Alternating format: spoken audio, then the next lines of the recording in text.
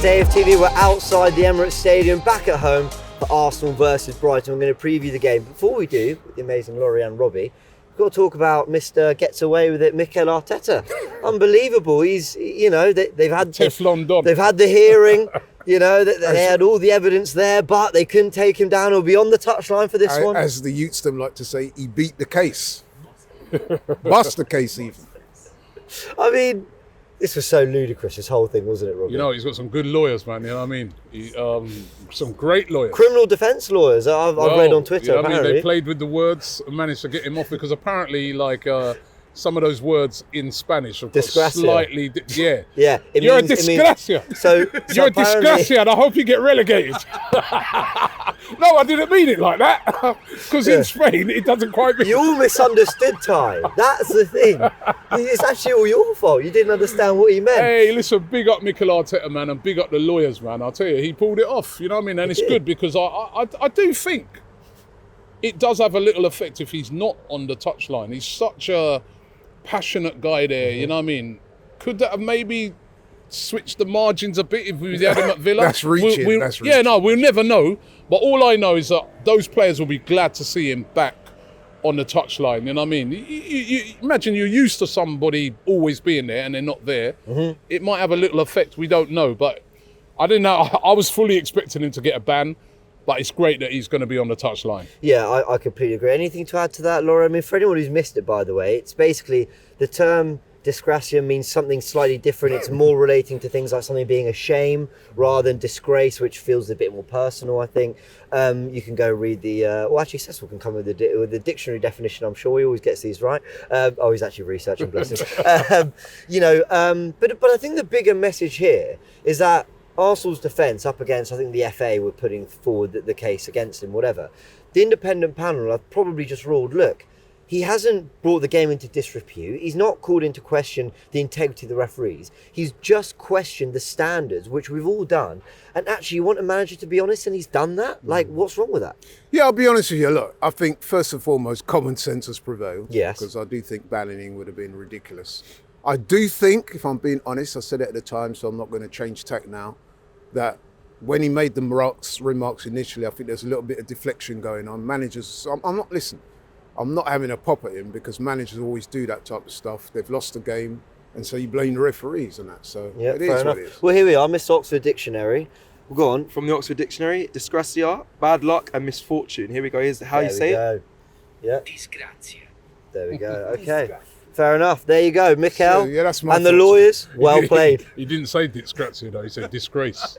You know what? And the thing is about it, right? He was spot on as well.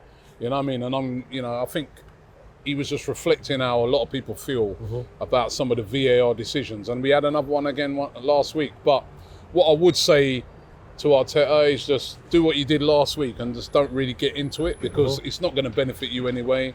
It's not going to help you. The referees, they got long memories. They'll remember it. So we just have to do our business on the pitch. But I'm glad he's gotten off with it. And that's what you're getting now is Mikel Arteta in press conferences not wanting to really answer questions. What did you make of this? The Villa disallowed goal. The Arsenal disallowed goal at Villa. No comment basically. And there you go. But it's a shame though when managers are not able to speak how they feel. And that's why ultimately they've not. I think you're right. Common sense prevailed, as you said. But let's get to this game. Brighton, strange side. I'll tell you why they're strange. Because I've got a lot of time for De Zerbi. I've got a lot of time for Brighton. So much admiration. Wouldn't have anything to do with the fact he's Italian. No, nothing to do with that. Nothing at all.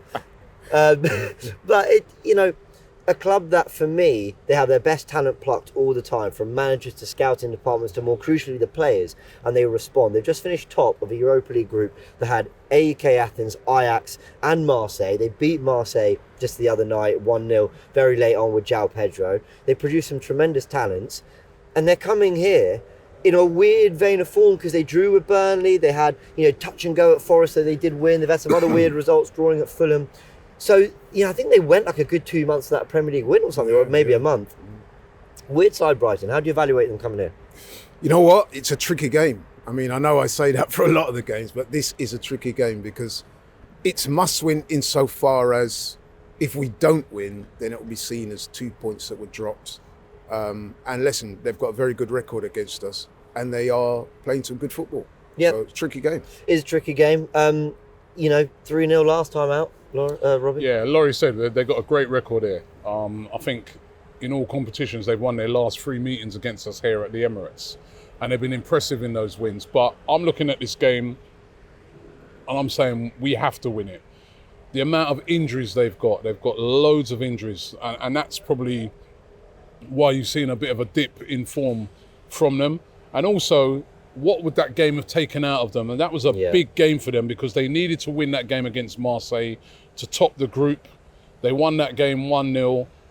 Physically and emotionally, that's a draining game. I saw João Pedro, I think, who scored the winning goal for them, say that, it's the biggest goal of his life. You know what I mean? So that would have took a lot out of them. And you contrast that with us, the fact that we were able to rest literally our whole team on Tuesday night, and the game was 2 days earlier. Rest the whole team.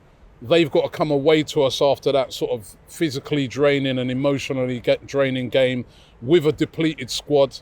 I don't think Arsenal could hope for a better time to be catching Brighton at home, even with them being a bit of a bogey team. So I'm expecting Arsenal, and then, you got to factor into it the fact that we've got a few players back now. Mm-hmm. Our squad's looking a lot stronger than it did look a couple of weeks ago.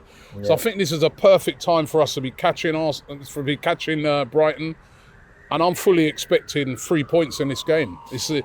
Never disrespect a De Zerbi team, because he's got this policy of going to every single ground looking for 3 points. That's one of the things about Brighton that makes them very dangerous. They never go to grounds just looking for a point. They go looking for all 3. But we're playing well. Last team to beat us here was Brighton, and I'm fully expecting us to get the job done. Yeah, and you touched on the word bogey team there, and you see it, right? We were talking about this on a Twitter Space. By the way, we run Twitter Spaces. Go check them out every week, and we want to have you as part of the conversation as well. Great way to reach fans around the world.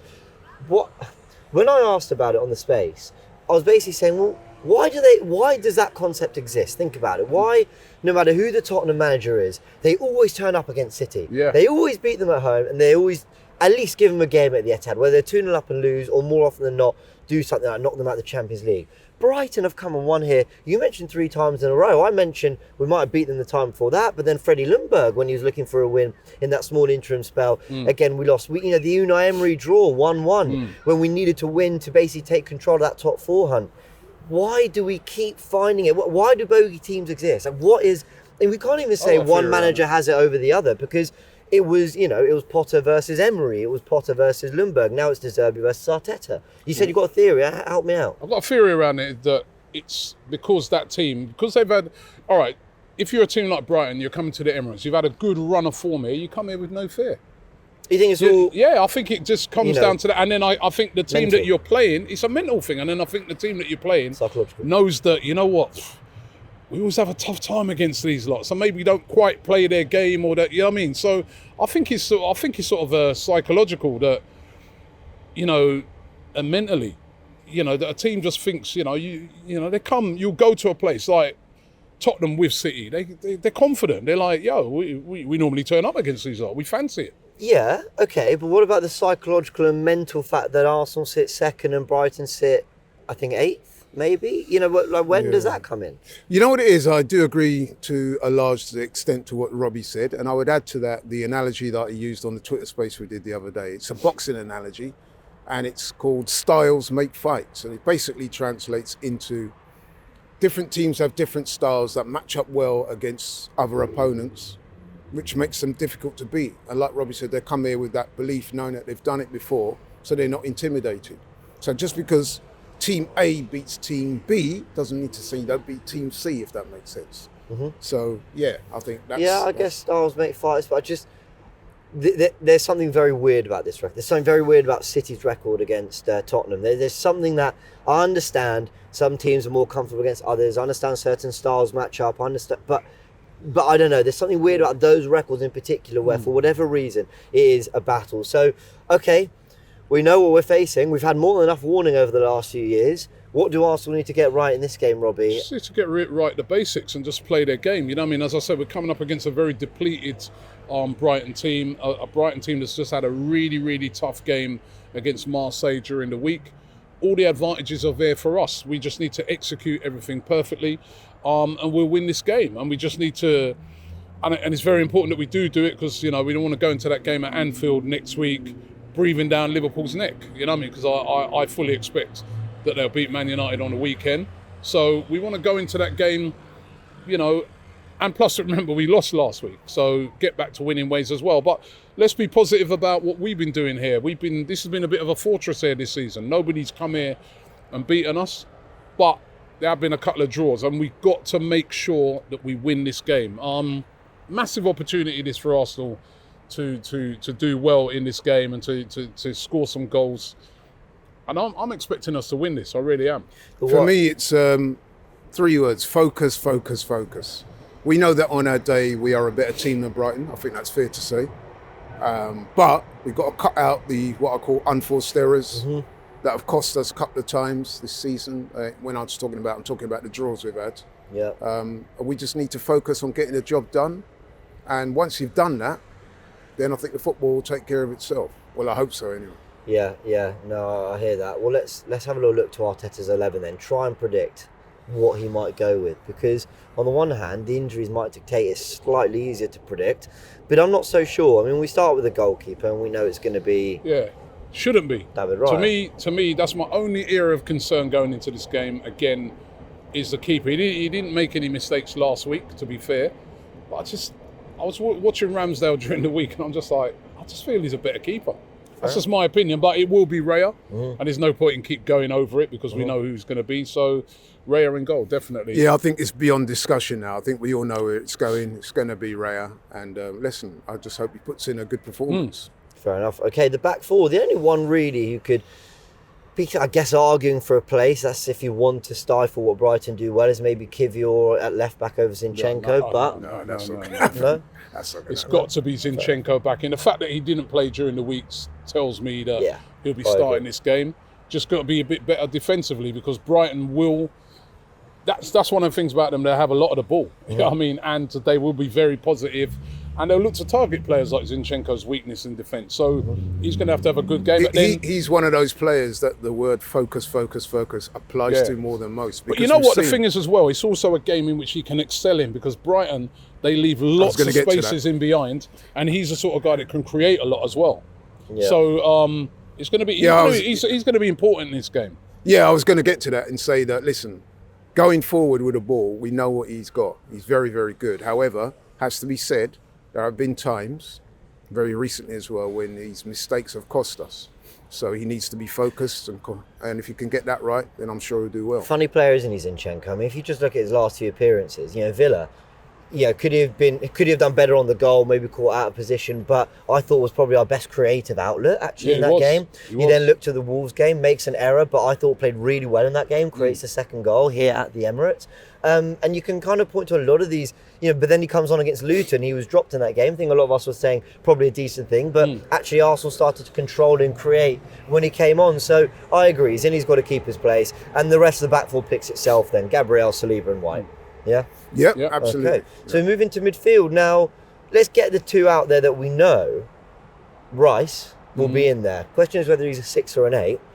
Now, I don't think you can drop Havertz with the form he's in, but you just wonder whether Jorginho coming in might make a bit of sense. To me, Havertz has been playing well. Yeah, I agree. So he definitely. I thought he was good against Villa. Wasn't that great during the week? Did okay. He looked to me like there was a few players in that team. The first team was just coasting through that game. Yeah. And he was one of them. But he's been playing well for Arsenal. He starts for me, definitely. Cool. Yeah, he's got to start for me. No disrespect to Jorginho, but when I see Jorginho in an Arsenal team, I tend to think we're conserving rather than trying to make the game. So, listen, it's got to be, as Robbie said, he's in a good vein of form. Let's keep that going. Okay. Jorginho played the full 90 as well during the week. That's true. That indicates to me that he won't be playing. So, yeah. That's a very good point. But we've got Ødegaard, who, was finding his feet against Wolves last time we were here. So obviously we hope for a repeat of that home form. But there is I'm going to say it, there's an underlying frustration with Ødegaard, I feel, at the moment. Maybe I'm going too far, but I just feel like there's a lot of things that were like, last season you'd have got that right. whether it's that through ball, whether it's that finish, whether it's that, the 2 chances at Villa. Look, you can miss chances, but I think coupled with the fact that this season he's not been near his best. Of course, he had an injury, he had hip and then concussion. So look, it's not been the start of the first half of the season he would have wanted. There's been a couple of players at Arsenal this season that have been coming under a little bit of fire from the fans. Him and Saka. Yeah. Because they've not attained the levels that they Martinelli, did. I'd put in there. Yeah, you could argue. It's just himself. questions, really. I don't think anyone's saying drop them, they're not good enough. I think people are just going, we know you're not at last year's level. No, maybe not. But listen, he leads the press. He's an outstanding player. Yes, he should have got at least 1 goal against Villa, but he didn't. I'm not going to hold that against him. Yeah. It's his birthday on Saturday. Let's hope he... Sunday. Sunday, Sunday. And it's Zinchenko's birthday this week as well. So a couple birthday wins would be nice. Yeah, so game day, it's his birthday. Let's hope he can celebrate his birthday with a good performance and a good should win. be questions, but he's an absolutely brilliant player. You can argue about the missed chances last week. That was being a bit frustrating, but remember the chance he scored the week before, where we know that on the edge of the box he normally gobbles those chances up. So we put it down to, it was just one of those days at the office. He's quality, he starts. Yeah, fair enough, completely agree. And then we're going to the front three. I mean, we've just alluded to them not having the season of last season, but if you're talking output and numbers, Bukayo Saka just continues to grow and grow and grow. Looked a threat against Villa in terms of his pacing behind or whatever, but I don't feel there's a cohesion between midfield and the front three, really. But that needs to change against Brighton, because this could be a punch-for-punch game. You like your boxing analogies. This could be one where, if it's a 4-2, it doesn't surprise me. Both teams can score goals, so our front three have to fire. They absolutely do. And I think they will. And listen, yes, Saka, like Odegaard, has not hit the levels that he hit last season. We all know that. But if you look at the numbers that he's posting very good numbers. He's always a threat. And you can understand the reluctance of the manager not to bring him off in games, because he is so good. He can produce that moment of outstanding ability. People keep saying about he's been brilliant. It's a different type of Saka this season. Yeah, the guy's getting doubled up, tripled up in every single game. He's had to find gets kicked different. A lot too. He's had to find different ways, but he's still delivering. He's still delivering, right? You know what I mean? May not be Jeremy Doku beating 5 man, but then look who compare the numbers. It's better. So I think he's been brilliant. Martinelli, I'd like to see score more goals this season, but I think that's going to come with him as well. But he does need a good performance, and Jesus has been playing well. You know what I mean? So that front three is going to be important. They need to. We all know they need to score more, but I think they're going to get more spaces in. Brighton not the sort of team that do double you up. They do kind of go man for man a lot. So this is a game where these guys can get a lot of joy. Yeah, I completely agree. And then so the rest of the front three, Jesus and Martinelli, I imagine. No, Eddie for me. No, Jesus got to start. Eddie did score a great goal the other night. It was actually a very good finish, yeah. And Eddie the other day, right, at Aston Villa, that handball, that was his goal. He poked that in. So, he might have a part to play. Yeah. I'm sure on that, if I could just say quickly, I'm a firm believer in football is a squad game. So we've just mentioned the 11. However, I do think it's important that some of the guys on the periphery of the team, Eddie's, Smith Rose, the list goes on. Trossard. I'll tell you the one I want to see, sorry to cut you, is Reece Nelson. He was dynamic. Whether we need a goal or we're coasting, you can't tell me Reece Nelson can't have an impact on the counter or when we need to do something different. Played brilliant the other night. He needs more minutes, Reece Nelson. Yeah, he really does. I was disappointed that he not got more minutes during the season, but like you said, man, let's see him. Yeah, completely agree. Okay, let's get a prediction. I'm going to go 3-1. Yeah, I went 3-1. I do think we may concede, but because Brighton are so good coming forward and they're going to be confident, but I'm going 3-1. I do think Arsenal are going to get the job done today. This is a big game for Arsenal, very big. Brighton, they had a really big game the other night. Obviously, it's a big game for them, but it's more important to us, I feel, this game. We're more rested, players are fit, we've got to win this. Yeah.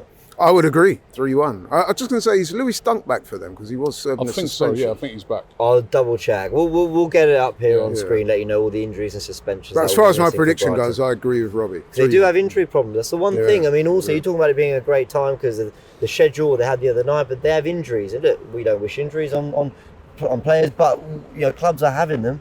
and you're getting a more depleted Brighton than perhaps we could have faced at another point in the season. So these are opportunities that Arsenal need to make sure they really, really grasp. All right, predictions are in. Any final words ahead of the big game? You know what? Something that Robbie said that I do think is very true, actually.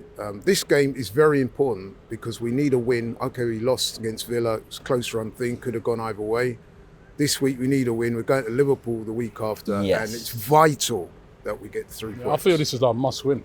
Yeah, I agree. Yeah, must win. I agree. I think the context around this as well is that Liverpool played Man United later. Now look, I expect Liverpool to beat Man United, but Some pressure on. that's the thing. City play on the Saturday, we play 2 o'clock on the Sunday UK time. Can we just ask a question, Liverpool, and go, you want top spot back? You're gonna have to claim it, and that's a different question. If we throw that opportunity away, they are far more relaxed going into a game that they're expected to win anyway, and we don't want to do that. It's about applying pressure to our rivals, as I'm sure City will do on Saturday when they face Palace. All right, everyone, remember, we'll be keeping you up to date with every kick of a ball live on AFTV, from the starting 11 to the watch-along and full-time, where if you download the AFTV Plus app, you can join us to have your say. Win, lose or draw, we are there. It's not like if we lose and we just sack it off and go, can't be bothered. We are there no matter what to let you have your say. And of course, if you're coming to the game, Cecil and Robbie will be outside this amazing ground to take your thoughts on the fan cams as well. So lots and lots of ways to have your say here on AFTV. Subscribe to the channel if you haven't yet, and go buy the amazing Christmas merch that Robbie's got on right now. And Cecil, come on, Cecil, I know you want to show it. Invincibles. Here he is. Look at that. No backflips, no? Go get your merch. I love this jumper. I love the jumpers. Big up AFTV team. There you go. All on the AF2 Plus app. Catch you on the weekend.